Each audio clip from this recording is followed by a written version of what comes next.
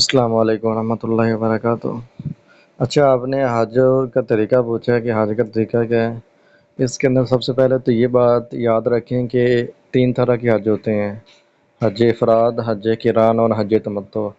حج افراد کیا ہے کہ صرف حج ہی کرنا، اور حج قران کہتے ہیں حج اور عمرہ اکٹھا کرنا، اور اسی طرح حج تمتع کہتے ہیں حج اور عمرہ اکٹھا کرنا۔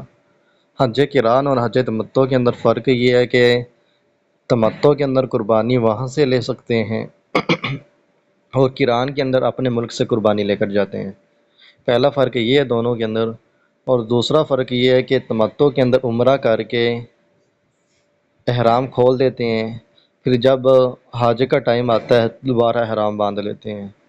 مگر حج قران کرنے والا، جس نے حج قران کی نیت کی ہوتی ہے، وہ اپنا احرام نہیں کھولتا اور احرام کی حالت میں رہتا ہے یہاں تک کہ حج کے دن آ جاتے ہیں، اور پھر حج کر کے پھر احرام کھولتا ہے۔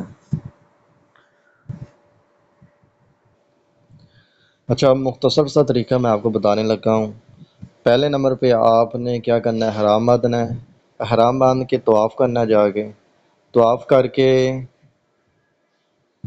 آپ نے سعی کرنی ہے، اور اس کے بعد پھر آپ نے 8 ذو الحجہ کو مینا پہنچنا ہے۔ مینا پہنچ کے ظہر، عصر، مغرب، عشاء اور صبح کی نماز، یعنی ٹوٹلی 5 نمازیں آپ نے مینا میں پڑھنی ہیں، اور ان 5 نمازوں کو جمع نہیں کرنا بلکہ اپنے اپنے وقتوں میں پڑھنا ہے۔ ہاں، مگر نماز کو قصر کریں گے، جمع نہیں کریں گے، بس قصر کریں گے۔ اس کے بعد فجر کی نماز پڑھنے کے بعد آپ نے مینا سے عرفات چلے جانا ہے، سورج طلوع ہونے سے پہلے پہلے۔ عرفات میں آپ نے کیا کرنا ہے کہ ظہر اور عصر کی نماز کو جمع کرنا ہے اور قصر بھی کرنا ہے۔ پھر آپ نے مغرب کے ٹائم، یعنی کہ سورج غروب ہونے کے بعد، عرفات سے آگے مزدلفہ چلے جانا ہے۔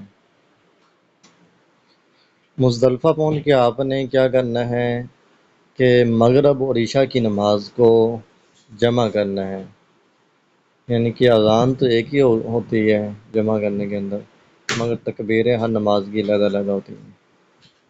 تو آپ نے ادھر رک کے نماز کو جمع کرنا ہے اور قصر بھی کرنا ہے۔